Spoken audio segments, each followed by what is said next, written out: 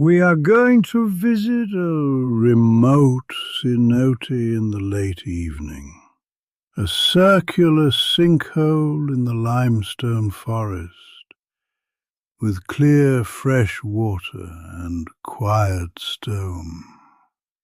The light is fading as the wildlife shifts into its dusk patterns, and everything slows down around the water. The last track to the cenote is a pale ribbon of crushed limestone between low brush and tall trees.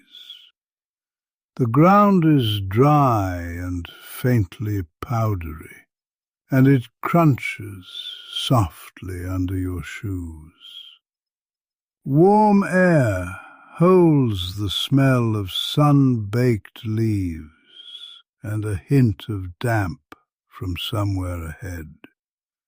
The trees grow close here, trunks straight and grey with patches of lichen. Bromeliads nestle in branch forks, gathering a little rainwater. Their leaves are cool green.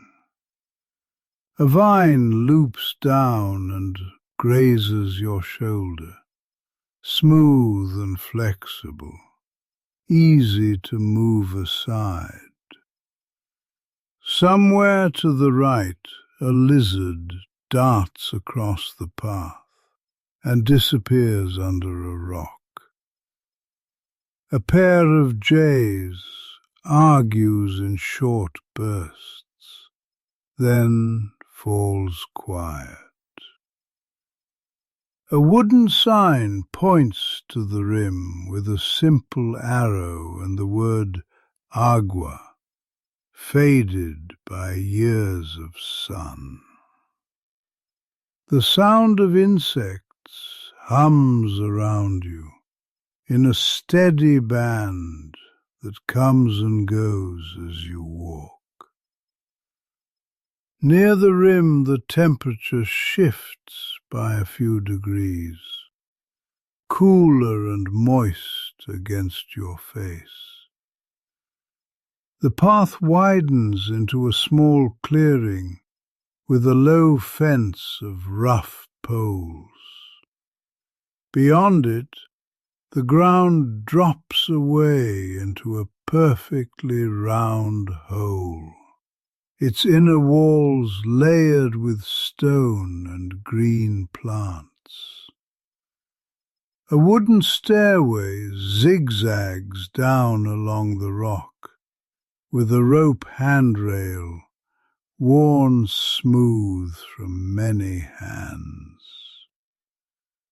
Roots hang from the rim like cords, some as thick as your wrist, others as fine as thread. Ferns cling to ledges and spill over edges, their fronds shiny with damp. Water glimmers far below in a deep, still pool, the colour of a bottle held up to the sky.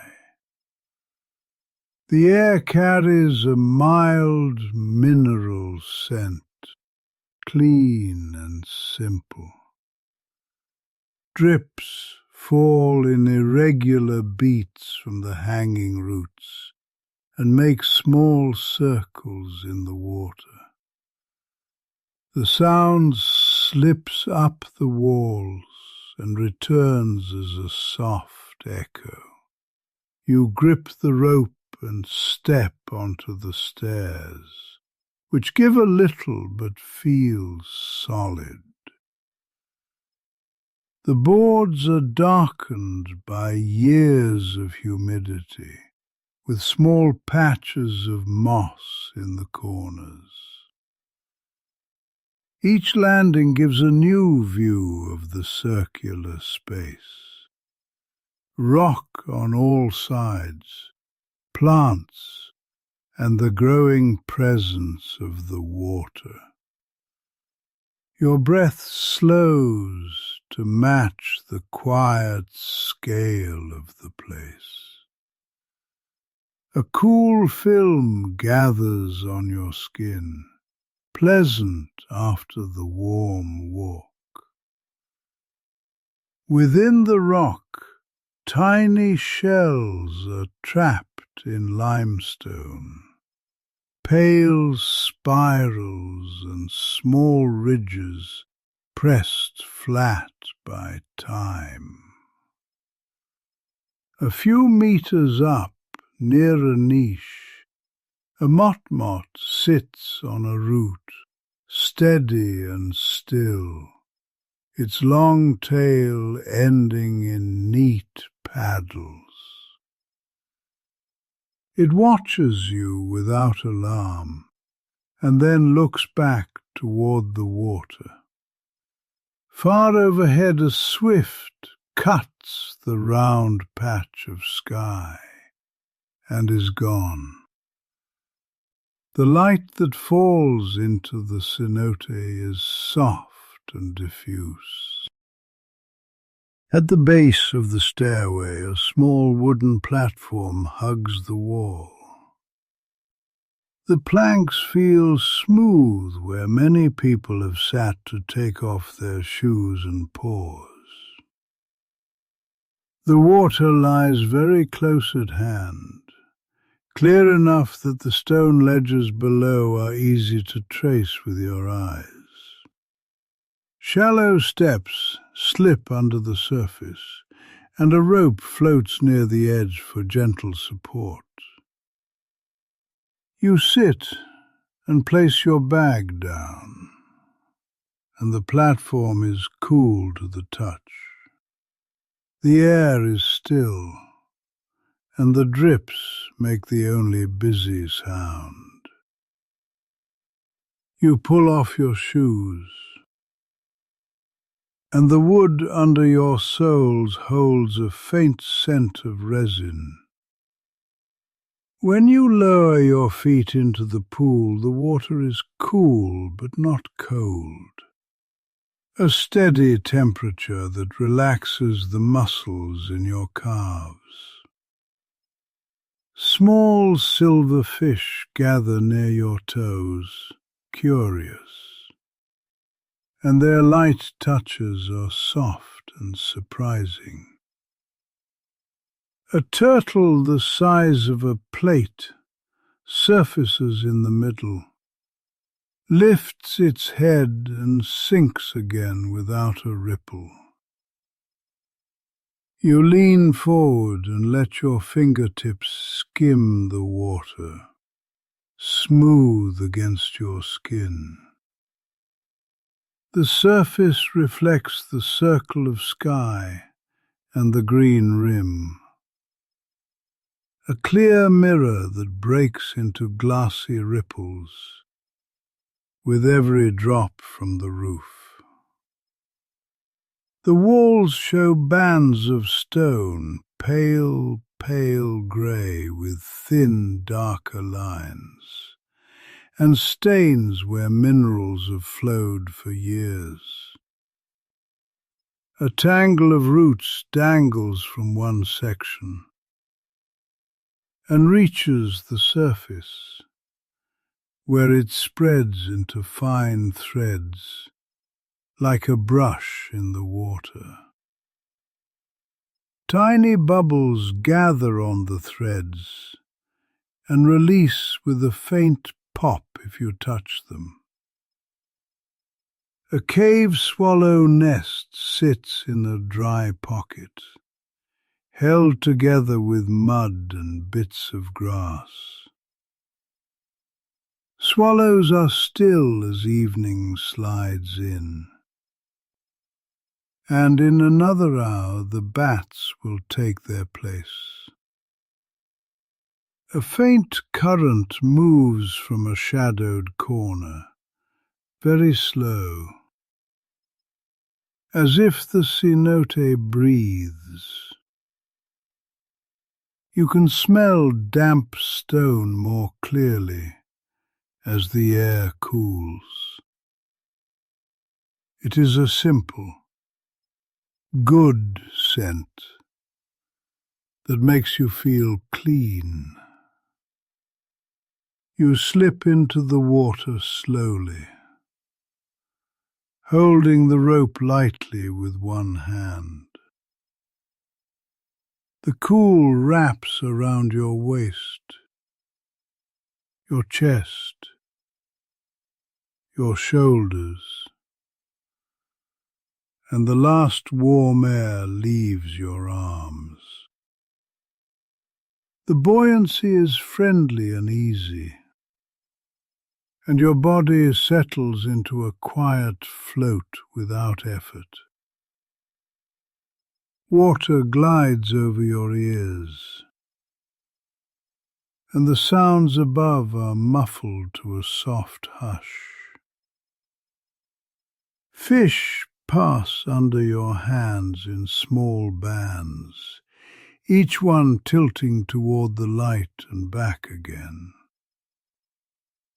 In the deeper section, a pair of dark catfish traces the edge, whiskers testing the way. You taste the water on your lips, fresh, with a mineral edge that is not sharp. When you look up, the circle of sky is pale and smooth, and the first star is already visible near the rim. A bat makes an arc just under the higher ledge, and then vanishes into shadow. The first breeze of the evening crosses the opening and reaches you as a light touch. When you open your eyes underwater, the world is a calm blue-green. The rock steps fade into rounded ledges where time has rubbed the corners away. Leaves that fell earlier are held mid-water, and their veins are easy to see as they drift very slowly. The fish are small and quick, a mix of silvery bodies and darker bands. Near the wall, a pale fish without pigment drifts in place and turns just slightly, its eyes not quite like the others. Many stones are dusted with a fine film that lifts if you brush it, and then settles again like a cloud.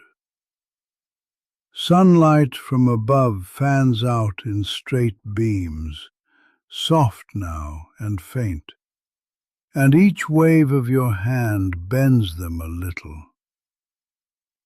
Deep below, a shadow suggests a cave where the water flows in from the underground. You rise for air and rest your head back, feeling your body float as if held by a quiet hand.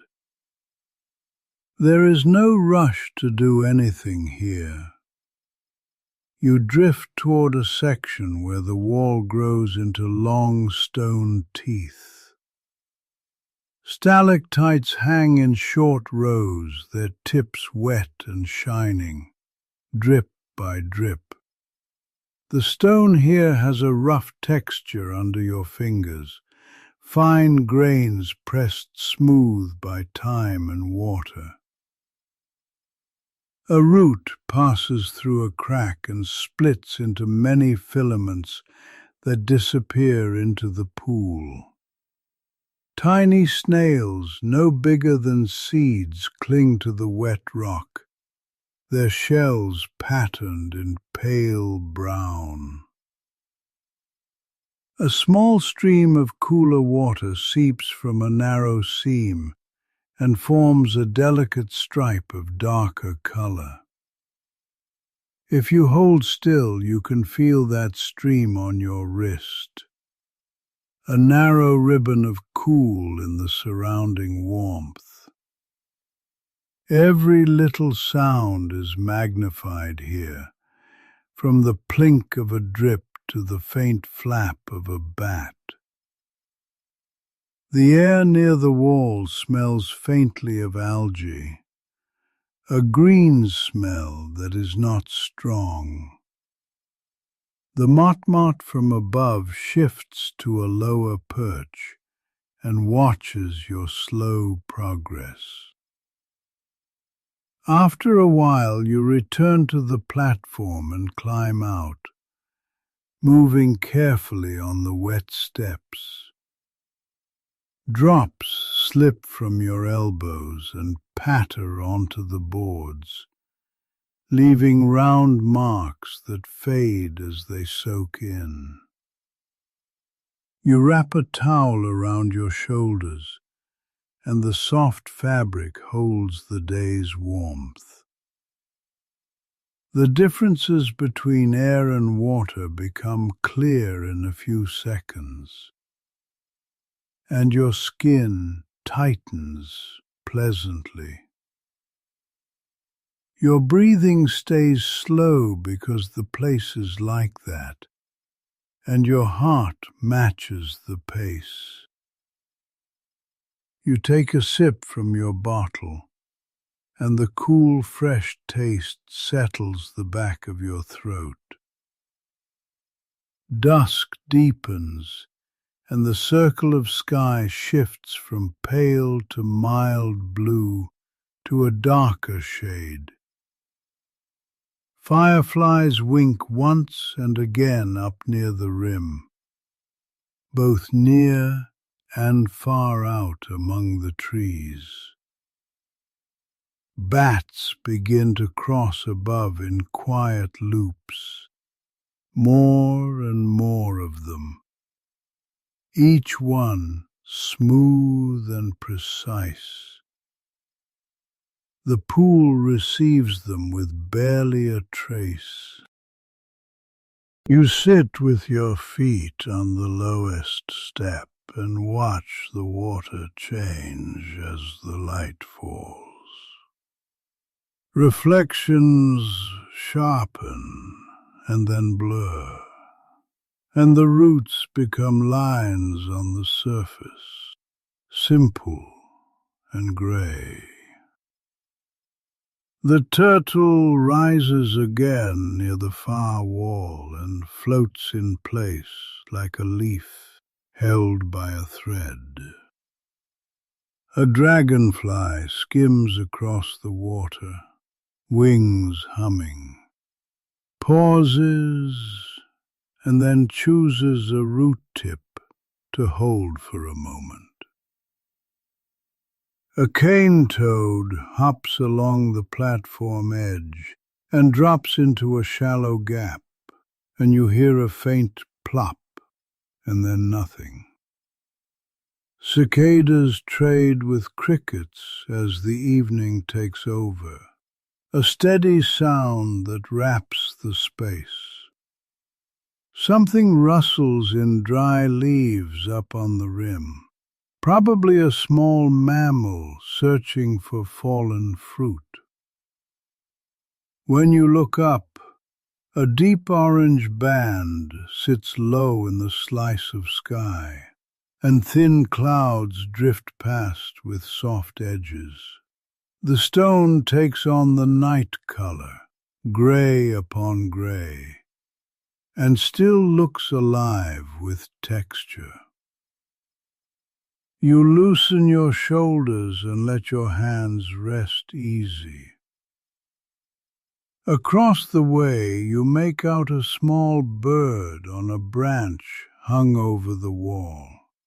A green-backed heron watching the water. It stands very still, head forward, eyes sharp, legs steady.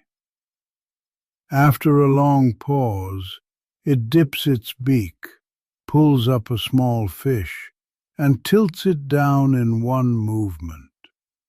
Ripples spread outward from that spot, and touch the wall and return as lines that cross. A gecko appears on the wooden railing, toes splayed wide, eyes bright in the low light. It pauses over a moth and then moves on, leaving the moth unbothered. Up near the nests, a swallow shifts and tucks its head under one wing. Somewhere above, a nightjar calls once and then again, soft and even. The bat's roots settle into two arcs, one close to the wall and one nearer the center. Every so often a single seed falls from the rim and kisses the surface. Now the sky in the circle is dark enough that stars show in groups rather than alone. The water repeats them in shimmering points that wobble when the bats pass. Air moves down the shaft in a single long breath of cooler night. You can smell fresh earth and a faint sweetness from a night-blooming plant up on the rim. In this light, the walls look almost flat, and then the next second they have depth again when a bat's shadow crosses them. Your towel is dry enough now that its cotton smell mixes with the damp stone and the faint resin of the wood. You take another drink, and the bottle clicks softly when you set it down. A rope swing tied to a high root hangs still, the knot big and solid, fibers rough where the hands have smoothed them. The only clear movement is the glowing dots of fireflies, slow and unhurried. The stillness here is the kind that does not ask for anything from you. You gather your shoes and bag, but wait another few minutes just to look. The pool looks black now, but when a drip falls, circles show for a few seconds, pale on the surface. A bat nicks the water with its lower jaw and keeps flying without pause. There is a small stirring along the far ledge, and two frogs sit shoulder to shoulder and then separate with short jumps.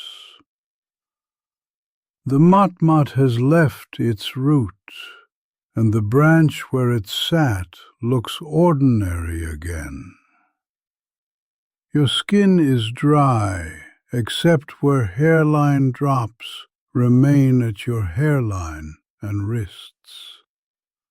You tuck your towel into your bag, and it fits into the same shape as when you came. The rope handrail is cool when you grip it again. Your first step on the stair is slow, and the wood answers with a quiet creak. The drips keep their soft rhythm behind you. Climbing brings you back past the ledges, the nests, the roots, and the small green ferns. The air warms little by little with each turn until you feel night heat on your face again. When you look down, the platform is a darker shape, and the pool is a circle of slight shine. One bat passes so close to your cheek that you feel the faintest movement of air on your skin. The stone near your hand is slick here and dry there, and you place your feet carefully on boards you can now feel by habit. The smell of the forest returns, dry and resinous at this upper level. Crickets are louder than before, and their sound threads between trunks like a steady line. A line of leaf-cutter ants crosses the path just below the last landing, each one carrying a bright green piece. At the rim, the fence is a familiar line again, and the sky above the trees is black with a few soft clouds. The first sigh of wind moves the tops of the tallest branches. You pause at the edge to take a last look down into the dark ring. The shape that was bright and busy 2 hours ago is now a deep, quiet circle, a hidden eye in the earth. The fireflies still wink near the top, and their light reflects off a few wet leaves. The bats continue their routes, silent and exact, and you can trace them by patience alone. Something scented opens up on the edge of the clearing, faint and clean, and then fades. The sand on the path feels cooler now under your shoes, and you are aware of each step again. The wooden sign is a darker rectangle against the lighter trunks, steady in its place. The sound of insects stays strong as you turn back to the path. The cenote keeps its cool breath and its rings of stone without needing anyone to watch. You lift your bag and start toward the trees. The walk back has a different rhythm in the dark. Your steps are careful and light, and the crushed limestone makes a soft sound that does not carry. Leaves shift in small patches as geckos and mice move about their business. A branch smells faintly of sap where something broke it during the day. Far off, an owl calls and waits for an answer, and then calls again.